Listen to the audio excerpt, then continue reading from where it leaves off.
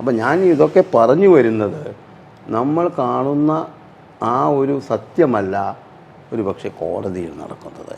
അവിടെ കോടതിയുണ്ട്, രണ്ട് ഭാഗത്തും അഭിഭാഷകരുണ്ട്, രണ്ടുപേരും കേസ് പഠിച്ച് ഒരാൾ ഇരയ്ക്ക് വേണ്ടിയും ഒരാൾ വേട്ടക്കാരന് വേണ്ടിയും.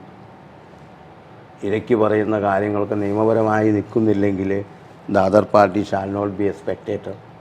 ക്രോസ് എക്സാമിനേഷനിൽ പല കാര്യങ്ങളും ചോദിക്കുമ്പോൾ the other party prosecution shall not be a spectator. ഇതൊക്കെ ഉണ്ടെങ്കിൽ പോലും കോടതി എന്ന് പറയുന്ന ഒരു വലിയ സത്യമുണ്ട്.